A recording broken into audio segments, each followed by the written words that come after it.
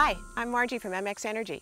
And you know the nursery rhyme, Old MacDonald had a farm, E-I-E-I-O, and on his farm he had some carbon offsets? I am actually standing in a carbon offset farm 60 miles south of Atlanta, Georgia. It's actually a tree plantation. And we're going to go and talk to the farmers who grow these trees.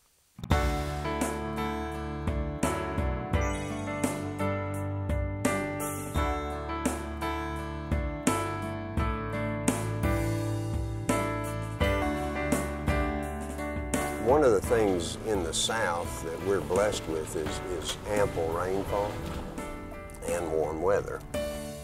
The longer growing season allows the trees to put on more growth.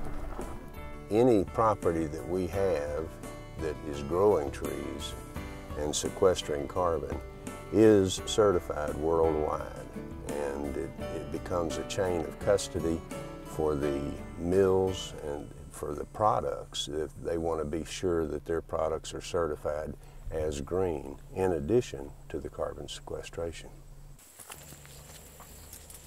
This isn't where the snakes are, is it? Well, water is really, really important to a forest, obviously. You see how the trees are growing on the banks. This is another way that we use the forest to protect something else. This doesn't really have a lot to do with carbon sequestration, but it does have to do with the role of forests that are used in carbon sequestration. Do some trees emit more oxygen than others, or is that all the same?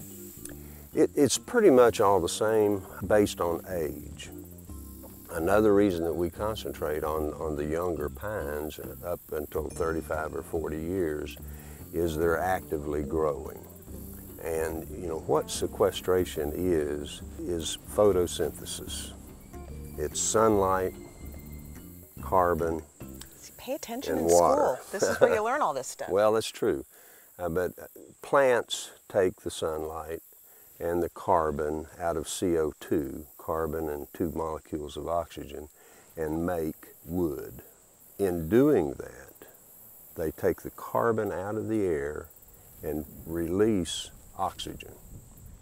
Well, we are one of your customers, and we believed very strongly that because Georgia is a large market for us, that to offer carbon offsets that are locally grown would be advantageous to us. One of the big challenges in Georgia is the continued growth. Population pressures decrease the amount of forest land. Every time a subdivision goes in, that's a loss of productive acres. And what we do, Valley Wood, is try and come up with ways for land to generate income so that people can afford to keep it in forests. Valley Wood is a father-son team. While Richard keeps the forest, his son John minds the business.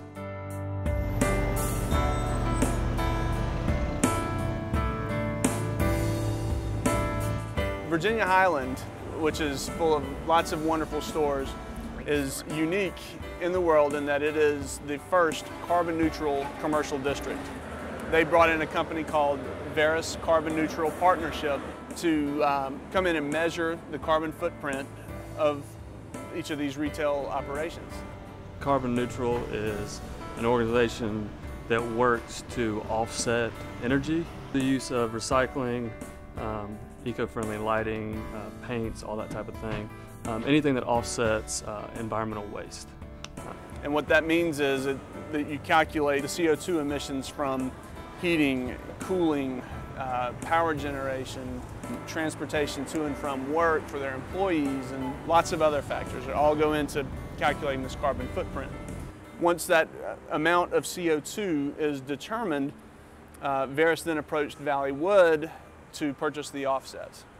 By them purchasing our offsets, they're supporting sustainable forestry in the state of Georgia.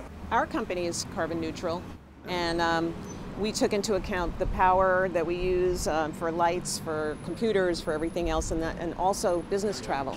So there's a lot of different ways that people can consider what their carbon neutrality would be.